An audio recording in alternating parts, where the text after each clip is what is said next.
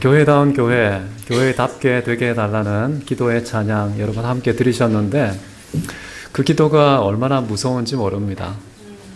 교회가 교회답게 되려면 얼마나 아파야 하는지, 얼마나 깎여야 하는지 그 고통의 긴 강을 지나가야 될 텐데 우리가 찬양을 할 때에는 우리의 소원을 담아서 하지만 그 소원이 내게 다가왔을 때에는 얼마나 낯설고 두렵고 거부하고 싶은지 진짜 소원은 뭘까?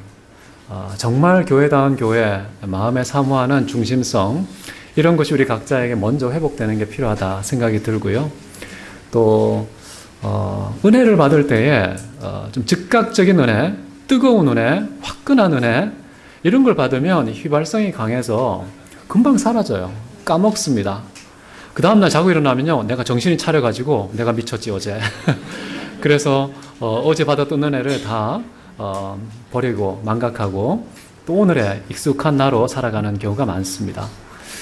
그런데 잔잔한 은혜를 좀 느리게 받고 천천히 부드럽게 숙고하면서 받으면 이 은혜가 오래 가는 것 같아요. 유통기한이 길어집니다.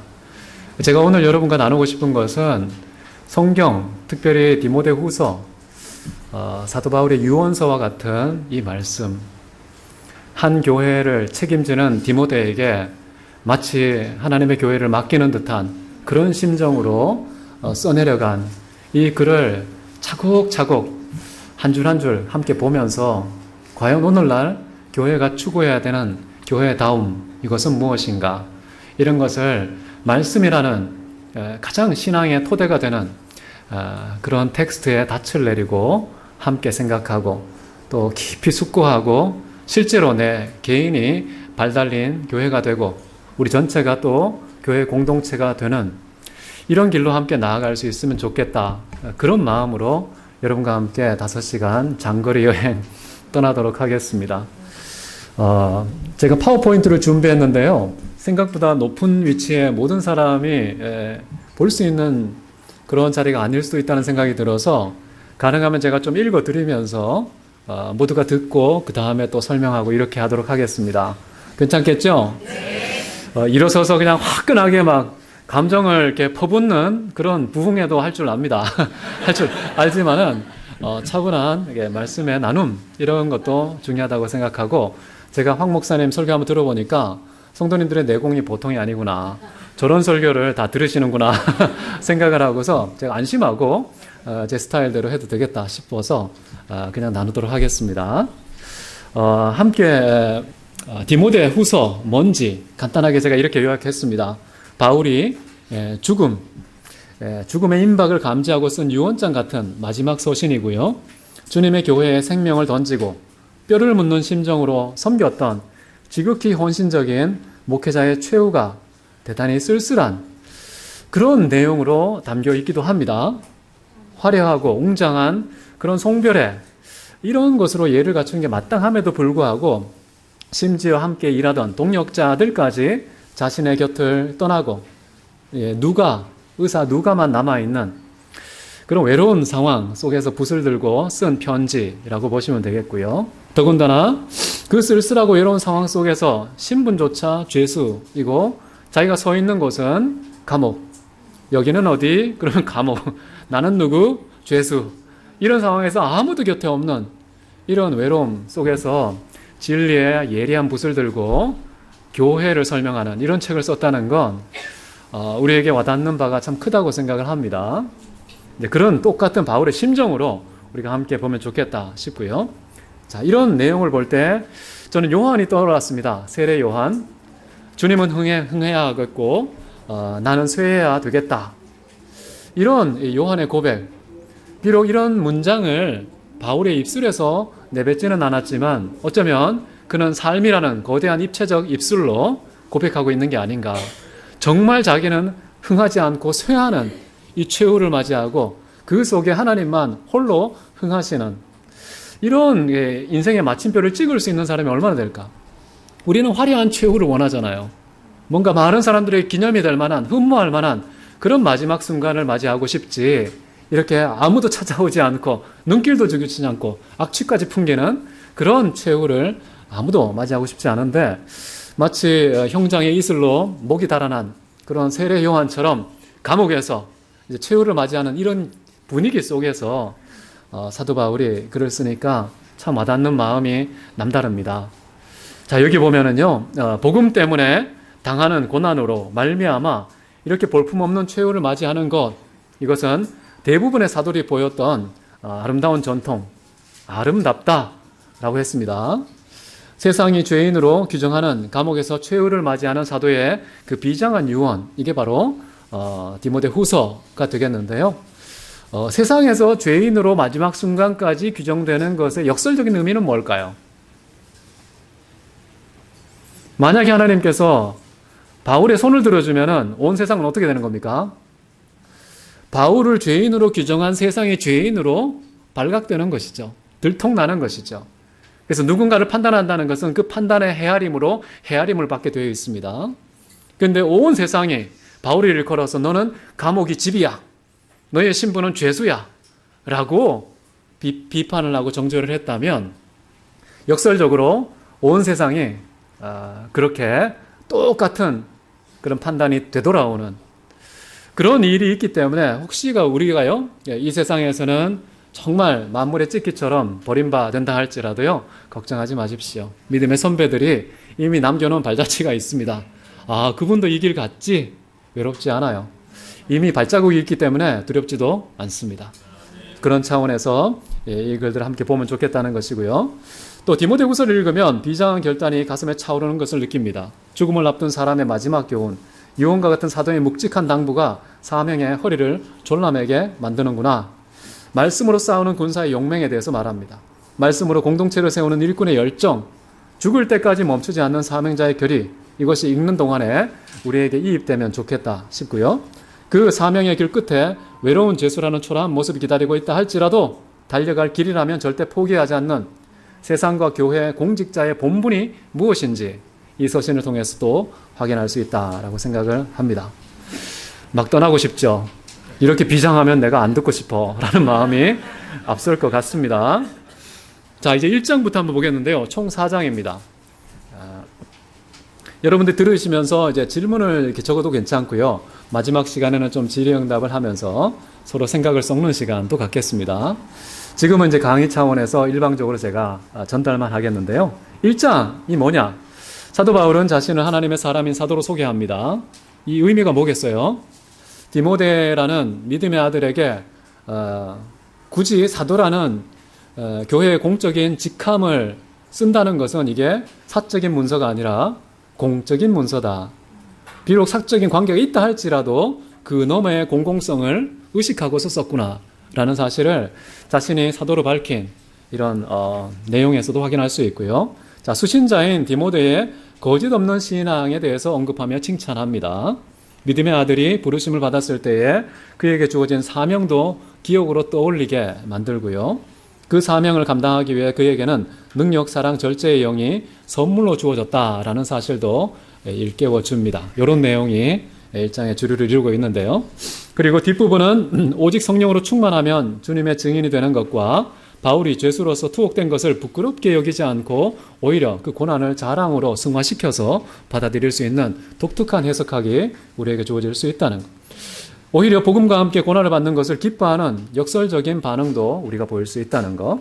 복음 선포자, 교회의 사도, 진리의 교사로 부름받은 사도 바울은 믿음의 아들에게 본을 보였다는 것. 그 본을 따르라고 권하는 이런 맥락이 나오고요.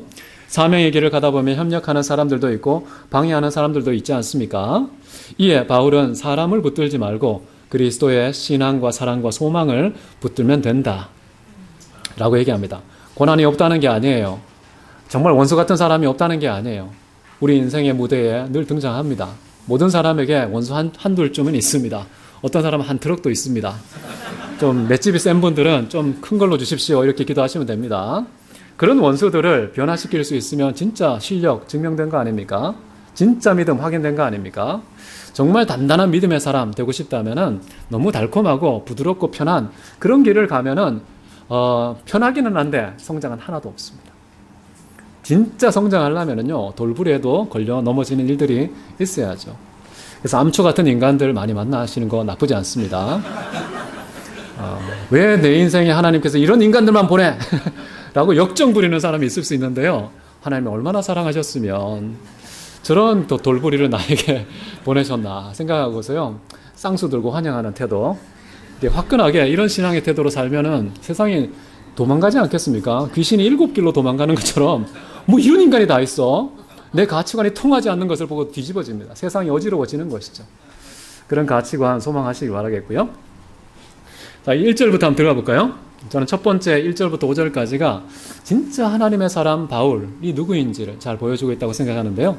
첫 번째, 하나님의 뜻으로 말미암아 그리스도 예수 안에 있는 생명의 약속을 따라 그리스도 예수의 사도인 바울은, 이게 이제 1절입니다.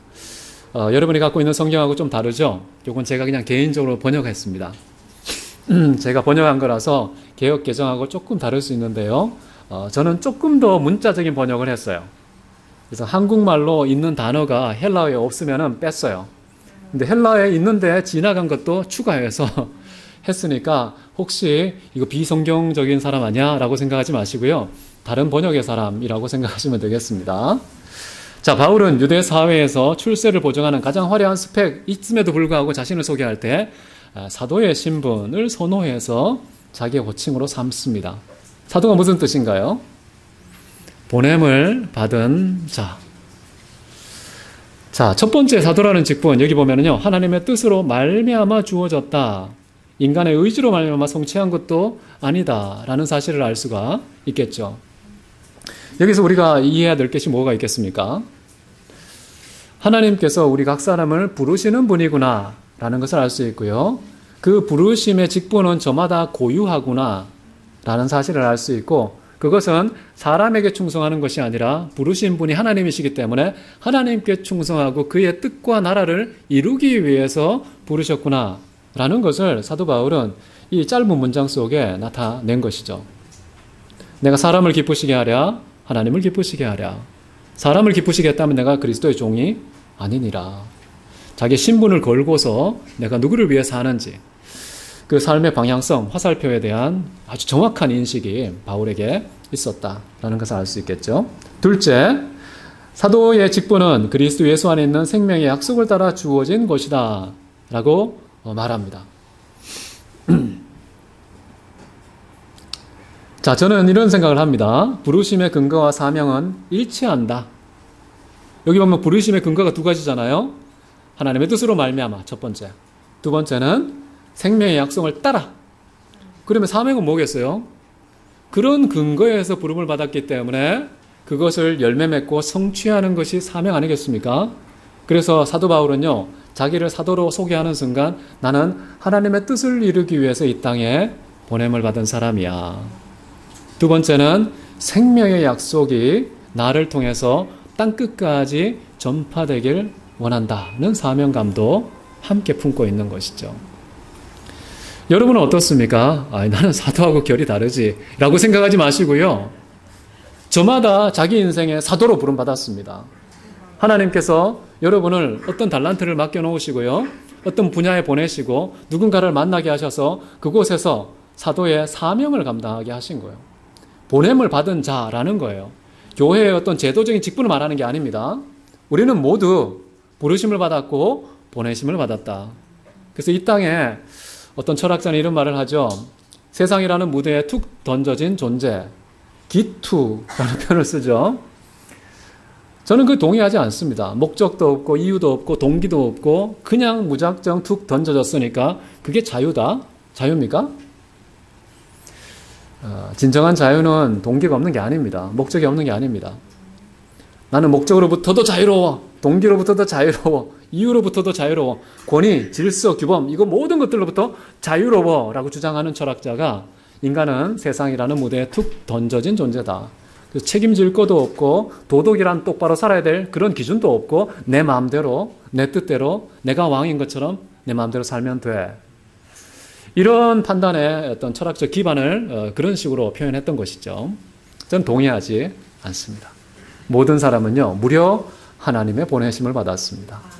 비록 부모님을 통해서 주어지기도 하고 가정이라는 맥락 속에서 태어나지만 하나님께서 보내셨기 때문에 이 땅에 있는 사람 중에 하나님의 뜻과 무관한 사람 하나도 없다. 그리스도 안에 있는 생명의 약속과 무관한 사람도 하나도 없다. 저는 이런 맥락 속에서 나의 정체성을 인식하고요. 내 삶을 어떻게 규정하고 어떤 방향으로 갈지, 어디까지 이르러야 할지 그 목적의식을 갖는 것이 중요하다라고 생각합니다. 엄마 아빠의 못다 이룬 꿈을 이루는 그런 대리자가 아니잖아요. 선생님이 이렇게 해, 목사님이 이렇게 해, 지시사항 받아서 사는 사람이 아니잖아요. 그 모든 사람들은 하나님의 뜻에 부합한 만큼의 권위를 갖고 이렇게 말하는 거예요. 만약에 하나님의 그 뜻에서 벗어나는 순간 그만큼의 권위가 떨어지는 거예요. 아무리 부모라고 할지라도, 아무리 목사라고 할지라도, 아무리 교사라고 할지라도 하나님의 뜻만큼의 권위를 갖는 겁니다. 그렇기 때문에 우리는 모두 하나님의 뜻을 이루기 위해서 이 땅에 태어났다. 특정한 장소, 특정한 민족, 특정한 국가, 특정한 국적을 갖고 있다면 그 모든 보내심은요, 하나님의 뜻을 이루기 위해서 그렇다는 거 이해하시고, 나는 왜 이렇게 불행하게 살지, 왜 이렇게 쓸쓸하게 살지, 정말 나 중심으로 자꾸만 내 인생을 해석하려고 하지 마시고요. 주님 뜻 기준으로 해석해야 뭔가가 보이고 풀리고 길이 보입니다. 자, 그렇게 하시면 좋겠다는 생각 들고요. 2절을 보시면은요, 사랑하는 자녀 디모데에게 라고 내가 읽으면 졸리시죠? 그러니까 여러분이 한번 읽어볼까요? 시작. 사랑하는 자녀 디모데에게 은혜와 자비가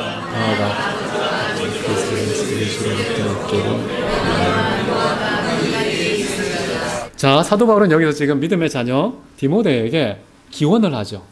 복을 비는 것이잖아요. 기원을 하는데 세 가지입니다. 은혜, 자비, 평화. 자, 이 기원을 하는 그 순서가 좀 중요하다고 생각해요.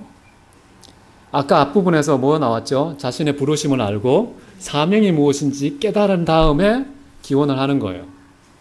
그래서 내가 누군지도 모르고 왜 사는지도 모르면은 기원해봤자 엉뚱한 기원할 수밖에 없어요.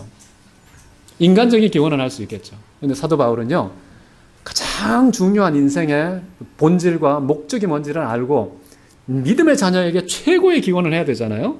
엄선된 세 가지가 바로 은혜, 자비, 평화다. 은혜는 모든 인생의 출발점입니다. 왜냐하면 무에서 존재로 부름받았기 때문에 그 자체로 이미 은혜예요. 모든 것이 시작, 교회의 시작, 이게 다 은혜고요. 그리고 모든 것의 마지막은 뭐겠어요, 그러면? 여기 나와 있잖아요. 평화라는 거예요. 샬롬. 샬롬은 모든 하나님의 역사, 계획, 인생에 도달해야 될 궁극적인 종착지가 평화다 라는 사실. 우리가 왜 삽니까? 무엇으로 이렇게 땀 흘립니까?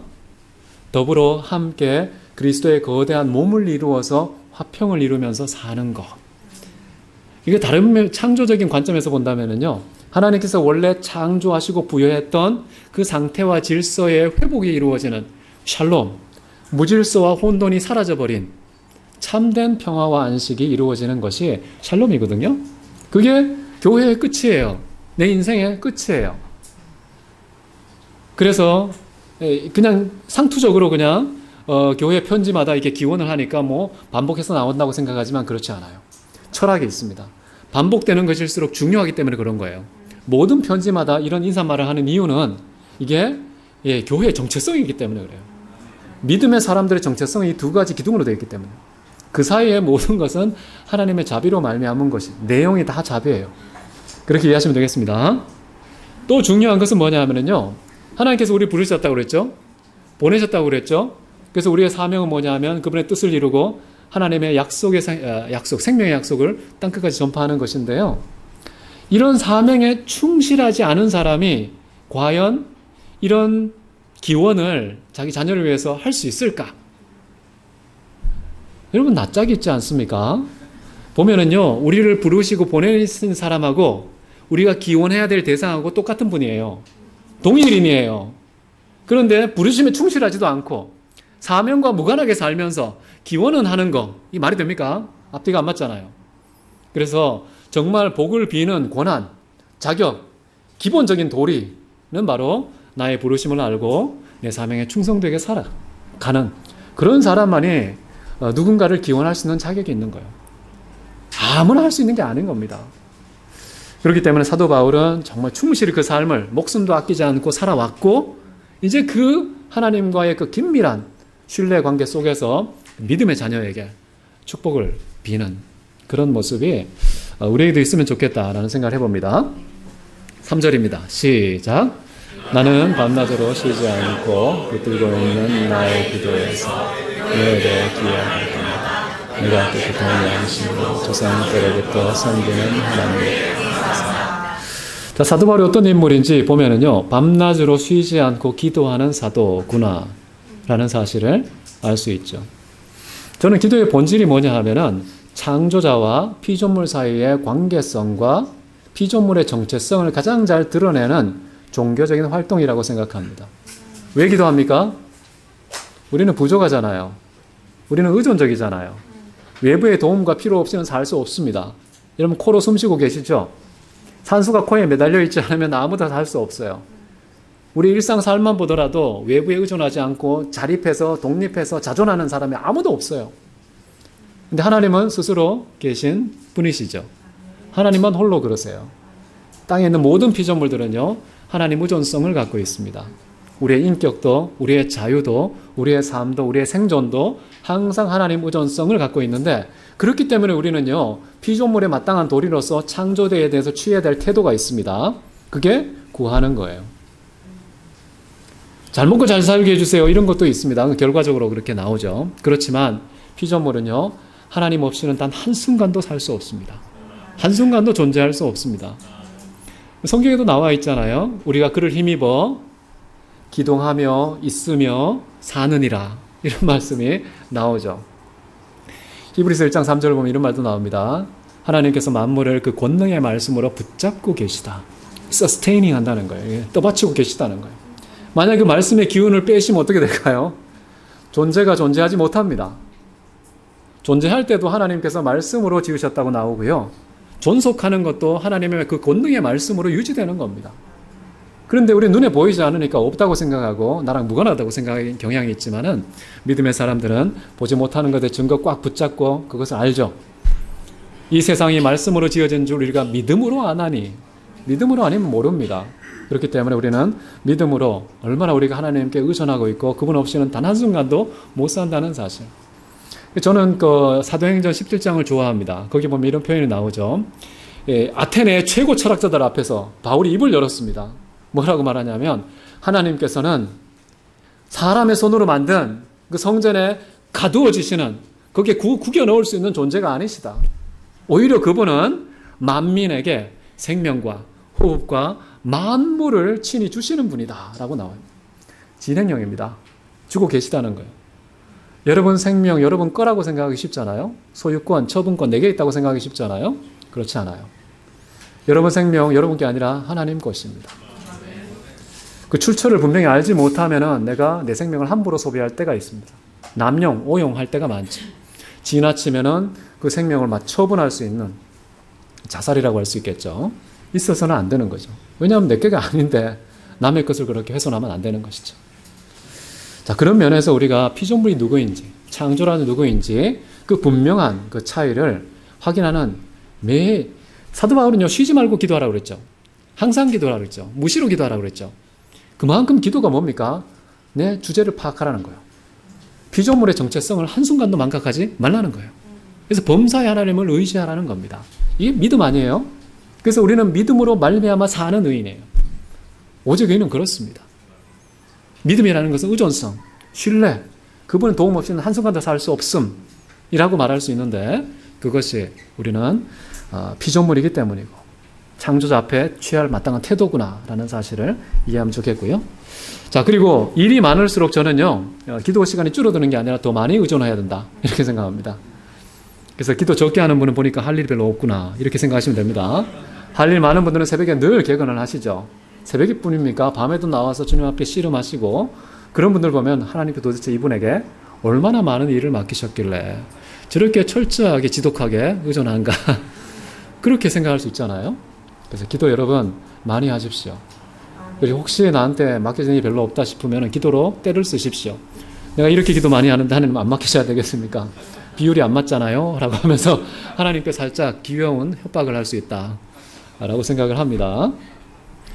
자, 이제 보면은요, 바울은 기도에서 디모데를 기억한다. 우리가 평소에 기억하는 것도 좋지만은요, 기도라는 맥락에서 기도한다는, 기억한다는 게 뭡니까? 기도는 하나님과 나 사이의 만남, 대화 아닙니까? 가장 중요한 분을 만나는 가장 소중한 순간이 기도인데 그 기도의 순간에 누구를 떠올리느냐? 디모데를 떠올린다는 것은 바울에게 디모데의 가치, 중요성, 그 큰 사랑의 크기가 얼마나 한지 느낄 수가 있는 대목이라고 할 수가 있겠죠. 여러분은 범사에 기억하시되 특별히 하나님께 나아갈 때 떠오르는 인물, 기억자는 누구십니까? 그런 사람이 누군지 한번 더듬어 보시고요.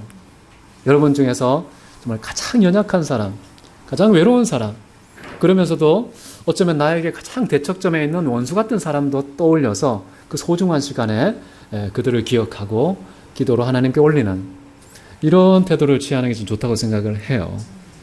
자, 기도 속에서 바울은요, 디모데와 그런 영적인 만남, 아주 긴밀한 유대관계를 밤낮으로 유지하고 있었구나. 믿음의 자녀면 이 정도는 해야 된다는 것이겠죠. 저는 사도 바울의 제자훈련 방식을 보면 특이해요. 정말 이렇게 교육을 하고 가르치고 학습을 하는 개념보다는요, 아비의 심령으로 믿음의 아들에게 뭔가 이게 복음을 증가하는. 부모 자녀 간에 어떻습니까? 닮습니까? 안 닮습니까? 네, 악착같이 막 몸부림을 치고 내가 저런 엄마를 닮고 싶지 않아. 저런 아버지는 내가 눈도 보기 싫어. 라고 할지라도요, 몸부림치면서 다 닮습니다. 안 닮는 방법이 있다면요, 부모님의 약점을 안 닮는 방법이 있다면은 용서하고 긍휼히 여기는 겁니다. 근데 신기하게 그렇게 하면요, 탈피가 되고요, 승화가 되고요, 성장이 일어나고 발전이 일어나요. 너무 신기하죠? 역설적이죠? 그런데 나 지금 너무 미워하면서 자기 자식에게 똑같이 해요. 무섭습니다. 영적인 질서예요. 자, 보면은요, 사도 바울은 자기가 섬기는 분이 누구인지를 이렇게 표현해요. 조상 때부터 섬기는 하나님이라는 표현을 써요. 조상이라면 어디까지 소급되겠습니까? 일반적으로는 믿음의 조상 아브라함까지 소개된다고 볼 수 있겠죠. 저는 이런 걸 보면서 야, 사도 바울의 신앙은 호흡이 참 길구나. 아주 긴 호흡으로 하나님께서는 역사의 주관자시고 이 영원부터 영원까지 시간의 세계를 다 다스리고 통치하고 주관하고 심판하시는 그런 분에 대한 신앙과 섬김의 태도를 갖고 하나님을 대한다는 거예요. 단순히 하나님은 나는 복 주시는 도깨비 방망이 이런 정도로 생각하시는 게 아니라 온 세상의 주관자, 지금도 앞으로 역사를 이끌어 가실 주체 되신다는 사실을 의식하면서 조상 때부터 섬겨왔던 그분을 나도 섬기고 있다라고 말하면서 그분에게 감사를 한다라고 이야기를 하는 것이죠. 자, 그런데 여기 섬기는 방식이 하나 특이한 게 나오죠. 어떤 방식으로 섬긴다는 겁니까? 깨끗한 양심으로 섬긴다는 거예요. 손발이 분주하고 바쁜 섬김이 아닌 거예요. 존재의 중심, 가장 깊은 곳에서 퍼올린, 터져나오는, 흘러넘치는 그런 진정성이 있는, 다른 표현을 빌리자면은 사랑을 할 때 말과 혀로 하지 않고요, 그냥 이게 몸이라는 껍데기로만 하지 않고요, 행함과 진실함으로 하나님을 사랑하는 섬김, 이것이 진짜 아닙니까? 사도 바울은 그런 방식을 하나님 앞에서 당당하게 말할 수 있다는 거예요.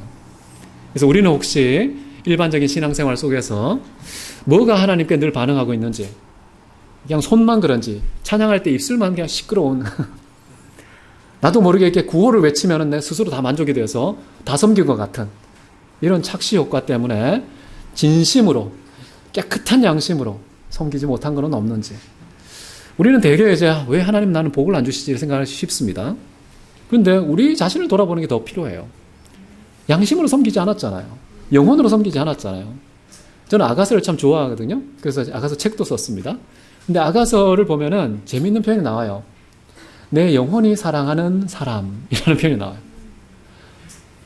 심지어 이렇게 술람미 여인이 지금 솔로몬이 없잖아요. 야밤에 그냥 벌거벗은 채 그 추운 곳에서 막 자기 남편을 찾아달라고 그러는데 설명을 해야 되잖아요. 인상착의. 설명을 제일 정확히 해야 찾잖아요. 근데 그 파수꾼에게 어떻게 설명합니까? 내 영혼이 사랑하는 님을 찾아주세요. 이렇게 설명해요. 무슨 소리야? 이 미쳤나? 이분이? 이렇게 생각하지 않겠어요? 정확하게 인상착의를 다 설명해야 찾는데. 그런데 그녀가 솔로몬을 설명할 때 설명할 수 있는 언어는 딱 하나밖에 없었던 거예요. 마음속에 가득 채워져 있던 솔로몬은 누구냐? 내 영혼이 사랑하는 사람이었던 거예요. 야, 저는 이 고백을 보면서 하나님 누구지? 그러면 저는요, 신학을 공부했기 때문에 삼위일체 하나님입니다. 성부, 성자, 성령 하나님입니다. 이런 식으로 해서 1세기에 때가 돼서 하나님께서 아들을 성육신하시겠습니다. 이렇게 막 지식적으로 설명을 하기 쉬운데요. 술람미 여인은, 진짜 교회다운 교회는 어떻게 설명하느냐. 내 영혼, 내 심장이 사랑하는 님이 바로 주님입니다. 이렇게 설명했던 거예요. 저 사도 바울도 그런 고백에 유사하게 고백한 거예요. 내 깨끗한 양심으로 내가 조상 때부터 섬기는 그분을 내가 섬긴다. 그런데 그분에 대한 태도는 감사한다 라는 태도를 취하는 것이죠. 저는 이렇게 예배도 중요하지만 그 예배의 질은 더더욱 중요하다. 그래서 깨끗한 양심으로 드리는 예배는 최고치의 예배를 드릴 수 있다고 생각을 해요. 여러분도 그러시면 좋겠습니다. 자, 그 다음 4절 시작.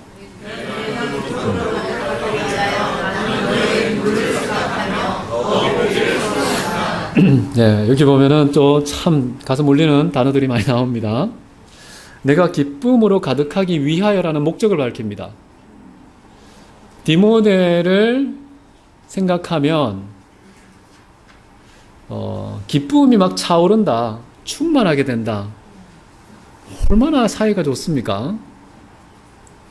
여러분은 누구를 떠올리면 막 기쁨이 차오릅니까? 다 주님이시겠죠. 여러분들은 경건하시니까. 그런데 누구를 떠올리면 그냥 생각만 해도, 그냥 생각 속에 스쳐 지나가기만 해도 막 가슴이 차오르고 벅차는 이 느낌, 그런 드는 분이 있잖아요. 그런데 이런 분이 있으면 또 반대도 있지 않겠습니까? 그 인간만 생각하면 벌써 두통이 옵니다. 살 의욕이 확 사라집니다. 밥맛도 뚝 떨어집니다. 그래서 존재가 민폐인 사람이 있어요. 나는 누구인가 한번 물어보세요. 정말 디모데 같은 사람인가? 누군가 나를 생각만 해도 기쁨의 소스를 제공하는 사람인지, 아니면 정말 그 사람을 미치게 만드는, 그 사람의 인생을 망치는 그런 게 걸림돌, 원흉은 아닌지 우리 자신을 성찰하고 돌아올 필요가 있는 것 같아요. 또 하나 도전은요, 바울의 입장에서 한번 보자고요. 저는 여러분 정말 믿음의 형제 자매들, 신앙과 사랑의 공동체로 한 몸을 이루고 있는 여러분 서로가 서로에게 이런 관계가 되면 좋겠습니다. 저 집사님, 저 권사님, 저 장로님 생각만 해도 기쁨이 차올라서 하루치 기쁨을 다 누렸어요. 그 한 사람만 생각해도. 그런데 이게 한두 명입니까? 100명의 100인분의 기쁨을 생각하면은 진짜 하루가 기쁨으로 터질 것 같지 않으세요? 24간이 부족하잖아요. 근데 우울하고 슬프고 괴롭고 분노와 원망이 가득한 그런 인생 사는 것이 얼마나 고통스럽습니까? 근데 좀 믿음의 공동체 장점이 뭐냐 하면 그 사람만 생각해도 기쁠 수 있는 그런 재료가 너무 많으니까 얼마나 큰 복입니까? 가족의 누구를 생각하는 것보다 더 사랑스럽잖아요. 믿음의 가족이 진짜 가족입니다.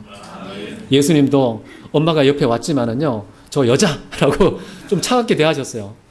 마리아 상처받았겠어요? 아니에요. 야, 진짜 가족의 개념이 뭔구나 라는 것을 정말 자식의 저 날카로운 뾰족한 그런 말을 듣고서 상처를 받으면서 상처 아프지만은 마음속에 새로운 가치관이 새겨진 거예요. 진짜 가족은 혈통을 따라서 하는 게 아니구나. 예수님께서 마리아에게 그런 아픔의 그런 비용은 지불했지만은 그러나 정말 완벽한 가족의 개념이 뭔지 이것을 제대로 깨달았다고 생각을 해요. 우리도 마찬가지입니다. 이 교회에 모였잖아요. 진짜 가족이에요. 왜냐하면 영원히 헤어지지 않을 사람들이기 때문에. 가족도 만약에 모두가 다 믿으면 교회 공동체처럼 영적인 가족인 거예요. 영원히 같이 있을 거니까. 왜냐하면 죽어도 살겠고예요. 죽을 때까지 이제 언제 이별하지? 이렇게 기다리는 사람이 아무도 없잖아요. 우리는 죽어도 그 다음에 또 만나게 되는 독특한 가족입니다. 그래서 저는 이렇게 디모데와 이 바울의 관계를 보면서 진짜 교회다운 교회는 서로가 서로에게 기쁨과 자랑이 되는 사이. 그렇게 되면 좋겠습니다. 자, 그 다음 여기 보면은요, 사도 바울은 무엇을 생각하느냐? 너의 눈물을 생각한다라고 나왔어요. 눈물을 생각한다는 것은 무슨 의미입니까? 디모데를 통해서 뭔가 내가 꿈을 펼치고 해먹겠다는 뜻이에요? 아니면은 그의 슬픔, 아픔, 고통, 이것을 함께 하겠다는 뜻이겠어요. 후자죠, 그죠? 우리도 마찬가지입니다. 누군가를 생각할 때, 내가 저 사람 만나면 내가 돈 문제가 해결되겠지? 근데 그 사람과 함께 하면 내가 존재가 윤택해지겠지? 뭔가 저 사람이 생일 파티 때 옆자리에 앉으면은 내가 굉장히 우월감을 느낄 수 있겠지? 이런 사람만 골라서 생각하는 사람들이 있는데요. 그렇게 하지 마시고요. 형제의 눈물을 생각하시기 바랍니다. 형제의 아픔, 형제의 외로움, 슬픔, 고독 이런 것들을 생각하는 게 진짜 사랑이고요. 그런 것을 함께 나눴을 때 내 마음에 벅차게 차오르는 기쁨이 있으셔야 이게 진짜 성도다. 이게 교회의 공동체다. 라는 것을 여기 설명하는 것이죠. 그 다음입니다. 함께 있습니다. 시작. 나는 내 속에 거짓이 없는 믿음이 있다고 생각한다. 이 믿음은 처음에 내 외조모 로이스와 내 어머니 유니게 속에 있었는데 내 안에도 있다고 나는 확신한다. 자, 디모데가 어떤 상태인지 영적인 현주소를 정확하게 파악하고 있습니다. 거짓이 없는 믿음이 네 안에 있다. 굉장히 중요한 것이죠. 아주 큰 칭찬이죠. 야, 너 오늘따라 왜 이렇게 예뻐? 앞머리 제대로 나왔는데? 이런 식으로 칭찬하면은 이 칭찬이 뭐 제대로 된 칭찬이겠어요? 그냥 눈에 스치고 지나간 어떤 겉모습, 칭찬의 겉모습만 취한 것이지 그 사람의 영혼에 가장 소중한 것을 세워주는 칭찬은 아닌 거예요.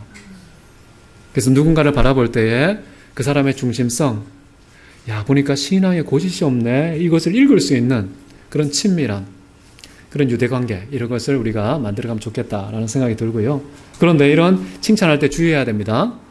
칭찬과 팩트, 그 사실 사이의 거리가 멀수록 조롱이 됩니다. 이것이 가깝고 일치할수록 진짜백이 칭찬이 되는 거거든요. 그래서 근거를 밝혀요. 보십시오. 이거 처음이 아니야. 이 믿음은 출처가 있는데 외조모 로이스와 내 어머니 유니게 속에 있었던 것이 너에게도 있다는 것을 나는 확신한다. 라고 얘기하면서 근거 있는 칭찬을 해 주었다는 거. 저는 이런 모습이 참 지혜롭다고 생각합니다. 자, 이러한 이유로 이제 뭐 합니까? 시작. 이러한 이유로 나는 나의 원수를 통해 내 안에 있는 하나님의 은사를 다시 점화하기 위해 너로 기억하게 한다. 자, 앞에서 거짓 없는 믿음이 확인됐어요. 그 다음 조치가 뭡니까? 은사가 부릴 듯 일어나기를 원한다는 거예요. 순서가 중요합니다. 만약에 거짓이 있는 신앙 갖고 있으면 어떻게 돼요? 그 사람은 은사가 없을수록 좋습니다. 이 사람은 재능이 없을수록 좋습니다. 그 사람에게는 주변에 어떤 인맥도 없을수록 안전해요. 거짓된 믿음이 있는데 그 사람에게 칼이 쥐어지잖아요. 어떻게 하겠습니까? 하나님 나라를 구하지 않고 하나님 나라를 파괴하는 자가 되는 것이죠. 사도 바울은 네가 정말 거짓 없는 믿음이 있구나 확신한다. 그렇기 때문에 내가 그런 이유로 나의 안수를 통해 내 안에 있는 하나님의 은사가 다시 점화되기를 원한다는 거예요. 그래서 저는 이렇게 썼습니다. 은사가 흉기로 변하는 일은 얼마든지 가능하다. 더 중요한 것은 어떤 은사를 받느냐보다는요, 어떻게 쓰느냐가 더 중요하다라는 거예요. 대부분의 성도들 사이에 좀 안타까운 모습 중에 하나는 뭐냐 하면 서로 은사의 키재기를 한다는 거예요. 비교를 한다는 거예요. 왜 하나님께 저 사람에게는 말씀의 은사를 주고 지혜의 말씀의 은사를 주시고 지식의 말씀의 은사를 주시고 병 고치는 은사 주시고 믿으면 권능 행하는 은사 주시고 왜 이렇게 많이 주는데 저는 이렇게 초라합니까? 라고 말할 수 있잖아요. 근데 하나님께서 우리에게 은사를 주실 때에는 우리에게 가장 옷에 맞는 가장 합당한 그런 은사를 주신다는 거 여러분 믿어야 됩니다. 저는 중고등학교 때요, 거울을 못 봤습니다. 하도 못생겨서. 아침에 일어나서 세수하고 난 다음에 그냥 눈 질끈 감고 밖으로 나갑니다. 그만큼 열등감, 외모에 대한 열등감이 있었죠. 왜 하나님 저는 이렇게 광대뼈가 툭 튀어나오게 하셨어요? 중고등학교 때 이런 걸로 씨름 많이 했습니다. 왜 이렇게 가난합니까? 왜 이렇게 몸이 연약합니까? 태어날 때부터 약골인데 지금까지 약골이에요. 그래서 앉아서 하잖아요. 왜 이렇게 준 게 없습니까? 저는 그런 생각했어요. 근데 시간이 지나면서요, 하나님께서 이렇게 돈 주고 바꿀 수 없는 딴 사람들이 누리지 못하는 그런 것을 주셨다는 것을 확신을 주시더라고요. 그래서 얼마나 감사했는지. 송명희 시인도 있잖아요. 가진 게 하나도 없잖아요. 오히려 가진 것까지 꽈져 있잖아요. 온몸이 꽈져 있는데 나 남이 못 본 것을 보았고 남이 가지지 못한 것을 가졌다라는 고백을 하는 걸 보면 이미 더 가진 자들이 얼마나 부끄럽습니까? 그런 차원에서 은사 서로 비교하지 않기. 하나님 주신 은사에 충실하면 되는 것입니다. 하나님께서요, 1달란트 준 자에게 10달란트 맡긴 자에게 찾는 것처럼 찾지 않으세요. 맡긴 데 따라서 우리에게 하신다는 거 믿으시면 좋겠어요. 자, 착하고 충성된 종이라는 주님의 평가는 어디에 근거한 것입니까? 은사의 종류에 있지 않아요. 은사의 분량에 있지도 않습니다. 은사의 올바른 사용에 근거해서 하늘의 보상이 주어진다. 은사의 수혜자는 은사 자체를 찾는 자가 아니라 하나님 자신을 전심으로 찾는 사람이라는 사실을 기억하면 좋겠습니다. 그래서 여러분, 하나님께 나아갈 때 은사 주세요라고 하지 마세요. 그냥 저는 하나님을 찾고 싶습니다. 두드리고 싶습니다. 내가 사모하는 것 이 땅에서 주밖에 없습니다. 위에서도 하늘에서도 나의 사모할 일 주밖에 없습니다. 이런 고백으로 하나님께 나아가잖아요. 그러면은 하나님께서 그 사람을 가만두실까요? 권능을 베풀어 주십니다. 역대하에도 보면 나오죠, 그죠? 하나님께서는 온 땅을 두루다니면서 감찰하고 계시다고 나와요. 누구를 찾습니까? 은사에 죽도록 매달리는 사람 찾지 않나요? 나를 전심으로 찾는 자를 찾는다고 그래요. 근데 우리는 은사 달라고 자꾸만 하나님을 봉으로 생각하는 것이죠. 잘못된 착각입니다. 하나님 자신을 찾는 궁극적인 대상이 되어야 된다. 그러면 하나님께서 알아서 주세요. 나에게 맡겨주세요. 장로의 회의에서 안수받을 때 예언으로 말미암은 것. 자, 은사가 주어지는 원천은 어떤 것이냐? 여기 보면은 안수로 말미암아 주어진 것처럼 보이잖아요. 과연 그렇습니까? 저는 아니라고 생각해요. 안수 받아서 나온 게 아니에요. 안수라는 방식을 통해 쓸 수는 있어요. 그런 모양을 갖춰 쓸 수는 있습니다. 그러나 그 은사의 출처, 기원, 그것은 바로 하나님 자신이다. 이걸 망각하면은요, 자기한테 안수해 준 사람한테 꼬봉이 되는 겁니다. 사람을 섬기는 자가 되는 거예요. 그러면요, 담임 목회자가 만약에 그랬을 때에는 목회자가 병들어요. 자칫 자기도 모르게 처음에는 아유 나는 똑같은 형제 자매지요 라고 하다가요 10년 동안 그러잖아요. 나 진짜 좀 다른가 봐 하고서 교주처럼 나도 바뀝니다. 통뼈가 없어요. 성도님들은요, 혹시 안수받아서 병이 치유됐다 할지라도, 하나님의 놀라운 권능과 은사가 임했다 할지라도요, 눈에 보이는 가시적인 자연인 은사자, 안수자, 이게 그분에게 매이면 안 됩니다. 항상 그 근원은 하나님께 있다는 것을 알고 하나님께 충성해야죠. 그래서 이게 한병수의 은사가 아니잖아요. 하나님의 은사잖아요. 그러면 하나님께 충성해야 되지 않습니까? 자, 그런 게 중요하다고 생각을 하고요. 자, 안수라는 거 제가 두 가지를 봅니다. 그때 당시에 구약에서 안수 그러면요, 두 가지입니다. 첫 번째는요, 제사 드릴 때 그 짐승에게 죄인이 손을 얹어서 죄를 전가시키는 거예요. 두 번째는 뭐냐 하면요, 모세가 여호수아에게 리더십을 이제 넘겨줄 때에 안수했습니다. 그 외에는 안수가 하나도 안 나옵니다. 구약에. 안수의 종류는 두 가지다. 이걸 종합하면 어떻게 됩니까? 안수의 의미는 무엇이냐? 제가 이렇게 적었습니다. 안수를 통해 은사를 주신 하나님의 의도는 인간의 죄로 인하여 하나님의 선물이 합당하지 않음에도 불구하고 베푸시는 은혜임을 깨닫게 하려는 목적이 있고요. 주어진 은사는 사사로운 이익을 위해서 사용하라고 주신 게 아니고요. 하나님의 뜻을 이루는 사명을 위해 주어진 것임을 깨우치기 위해서 나가 스스로 능력 있어가 아니라 안수라는 외적인 도움이 주어졌다는 표식을 가지고서 은사가 주어지는 이런 형식을 취했다는 거예요. 그렇기 때문에 안수한 사람은 목을 뻣뻣하게 하면서 그 사람을 이렇게 마치 수족처럼 부리면 안 되겠고요. 안수 받은 사람들도 절대 마치 교주처럼 안수한 사람을 떠받드는 이런 왜곡된 관계를 만들면 절대 안 되겠습니다. 자, 기억하게 한다 라는 거, 너로 기억하게 한다. 사도 바울이 디모데에게 구구절절 설명하지 않잖아요. 예언을 따라서 은사가 너에게 주어졌는데 너로 기억하게 한다. 이 말은요, 사도 바울이 또다시 주입식 교육을 시키는 게 아니라 스스로 고민하면서 자기 지성의 주인이 되어서 사용해서 생각하고 찾아가는 이런 자발적인 태도를 길러주는 효과가 있다면 바로 너가 기억해 라는 것이죠. 그래서 때로는 너무 지나친 친절한 설명 안 좋을 때가 많습니다. 스스로 기억할 각자의 몫이 있습니다. 자, 그런 차원에서 디모데에게 그런 것을 맡겼다 이렇게 보시면 되겠고요. 자, 그 다음 보시면은 각자에게 주어진 은사는 각자가 길을 잃었던 지점이 어디인지 어디로 가야 할지를 알게 하는 이정표와 같다.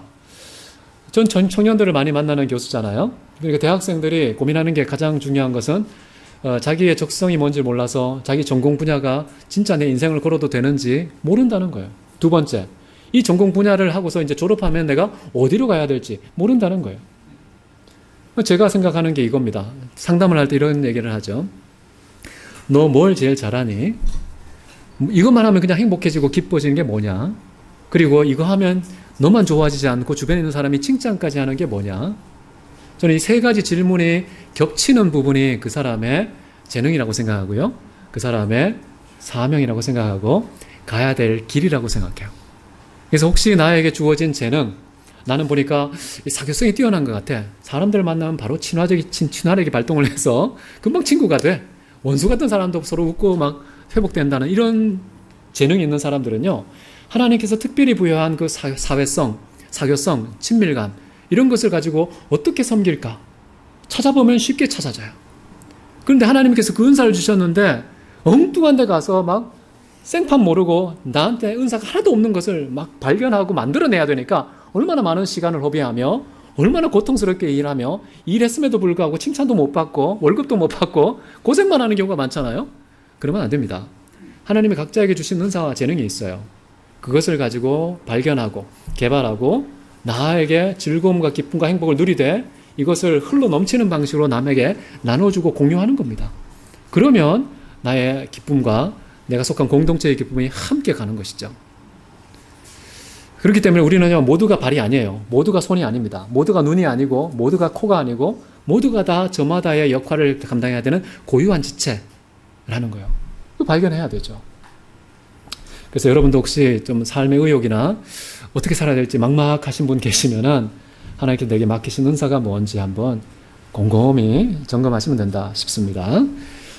자, 7절입니다. 시작. 이는 하나님이 우리에게 두려움의 영이 아니야 능력과 사랑과 절제의 영을 베푸셨을 때. 자, 하나님께서 어떤 사명을 맡기셨을 때 그냥 현장에 내던지지 않으십니다. 반드시 무장, 전신갑주를 입히셔서 능히 감당할 수 있도록 하시는 거예요. 자, 그래서 하나님께서 우리에게 주신 게 있다고 얘기합니다. 그리고 주시지 않은 게 있다고 얘기합니다.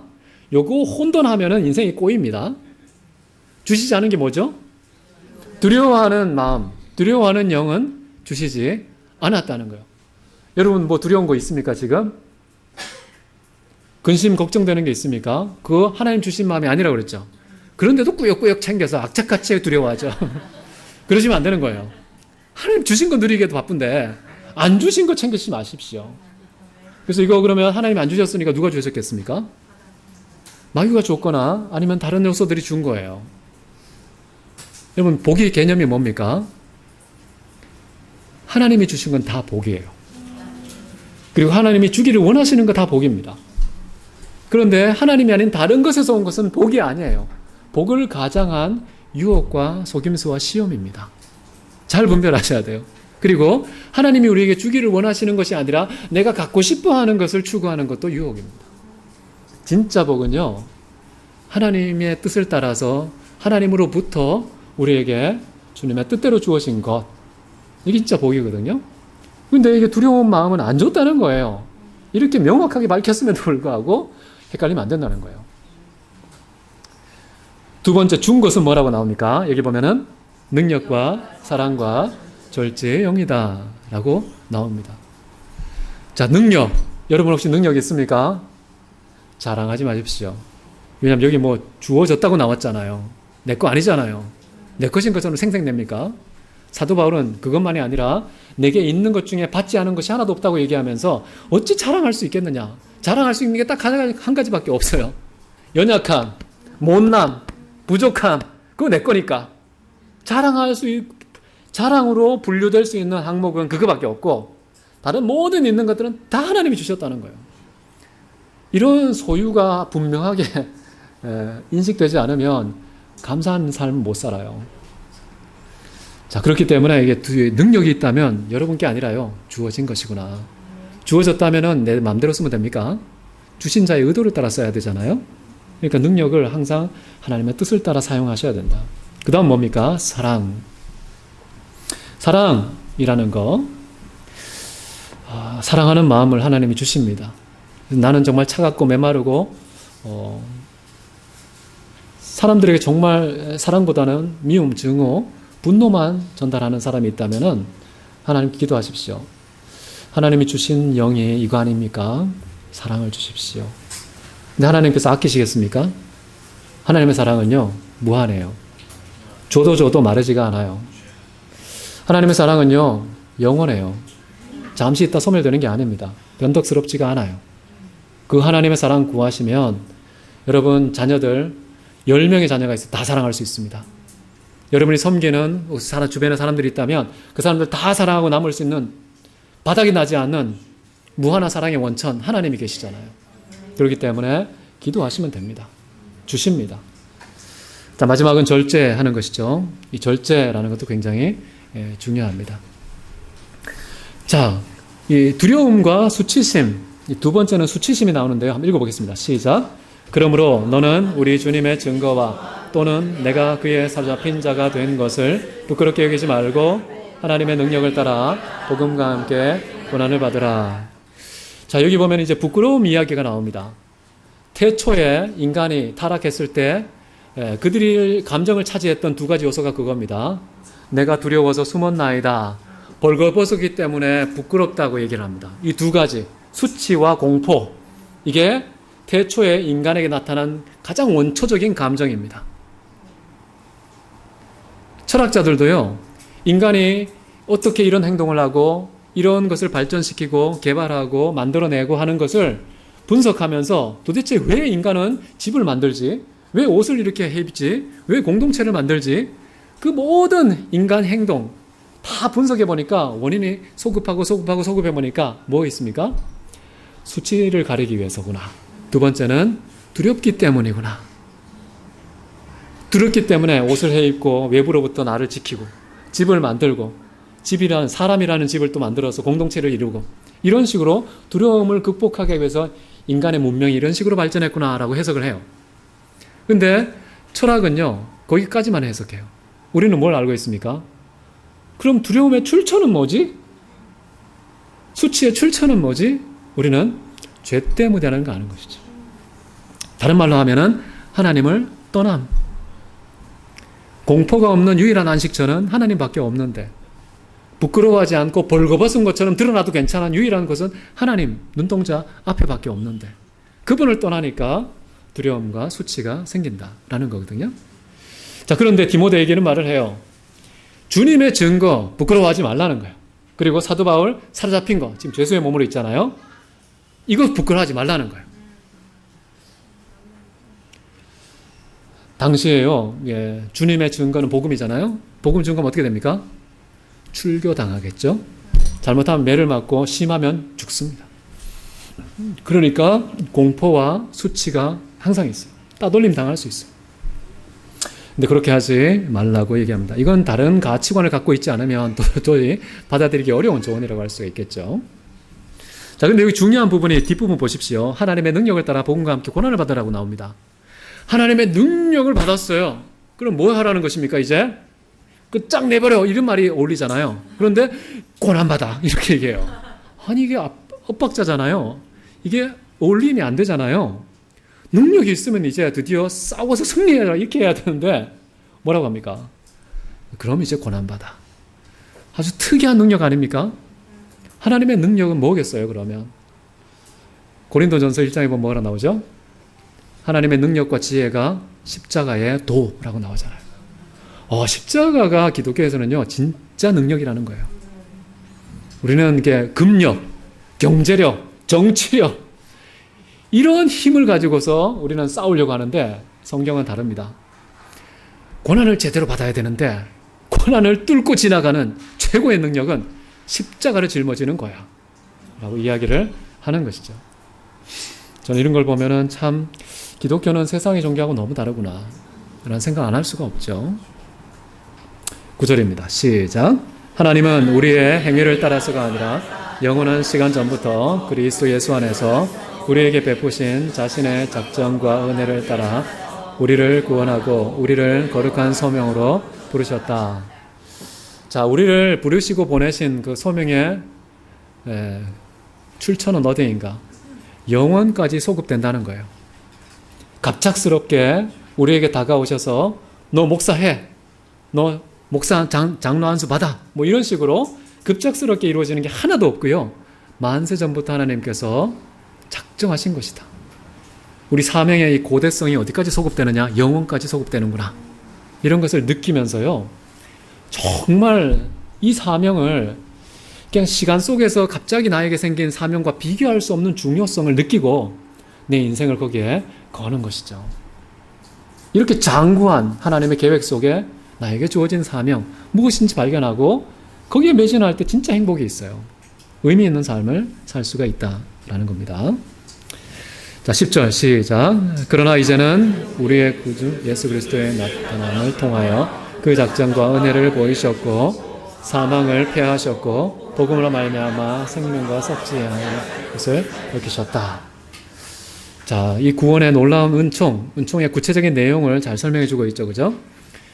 하나님의 계시, 예수님이 이 땅에 나타나신 것, 그 다음에 사망을 다 폐하셨다는 것, 동시에 생명과 썩지 않을 영원한 것을 우리에게 주셨다는 것. 이게 진짜 복음이다라는 것을 얘기해 주는 것이고요. 이 복음을 위해서 내가 선포자와 사도와 교사로 세워졌다. 사도 바울은요, 자기의 부르심의 정체성을 정확하게 파악하고 있었다는 걸 알 수 있어요. 그러면 내 하루 24시간 1분도 허비하지 않는 거예요. 이 사명을 위해서 24시간이 아까운 거예요. 엉뚱한 데 사용되지 않도록 집중적으로 하나님의 나라와 의를 구하는 이런 태도를 보이는 것이 사도 바울의 모습이다라는 생각이 듭니다. 자, 선포자, 사도, 교사 보니까 다 그럴듯한 직분 아닙니까? 이게 무엇을 위한 겁니까? 나를 자랑하는 게 아니에요. 내 스펙, 내 성공을 입증하는 것들이 아니에요. 복음을 위하여 이게 됐다는 거예요. 그래서 교회에서 어떤 직분을 얻으면은 그 직분을 가지고서 막 교회를 쥐락펴락하는 거 부끄러운 일입니다. 복음을 위해서 수종적인 태도로 섬겨야지 그걸 가지고서 칼자루 잡고 휘두른 이런 태도를 취하면 안 되겠습니다. 자, 12절입니다. 시작. 그런 이유로 말미암아 나는 이런 고난을 당하지만 나는 부끄럽지 않다. 이는 내가 믿는 자를 내가 알고 나의 믿는 바를 그날까지 그가 지킬 것을 확신하기 때문이다. 자, 사도 바울은 주님의 복음도 부끄러워하지 않고요.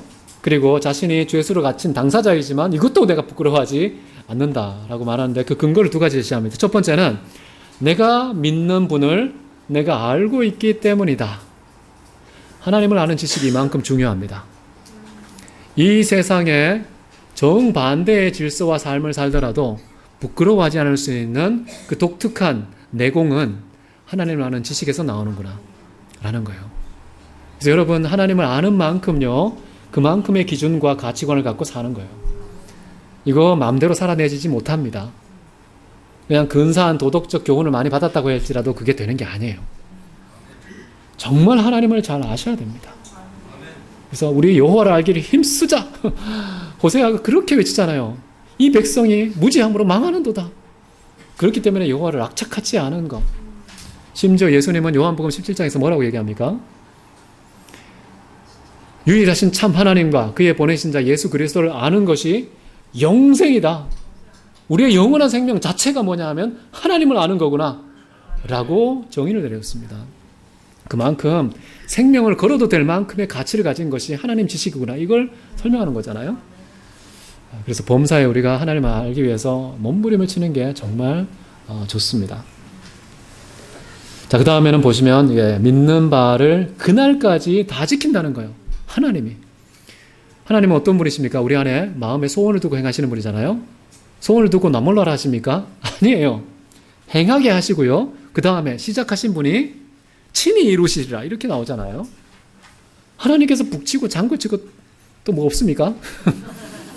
모든 걸 다 하시는 거예요. 처음부터 끝까지 주님으로 말미암아 주님을 인하여 주에게로 돌아가는 모든 것이 영원 세세 무궁토록 주님께만 영광을 돌릴 수밖에 없는 이유가 시작도 하나님, 끝도 하나님, 그 모든 과정 속에 모든 것이 은혜로다. 사도 바울은 고백을 하지 않습니까? 자기는 어떤 다른 사도보다 더 많이 수고했죠.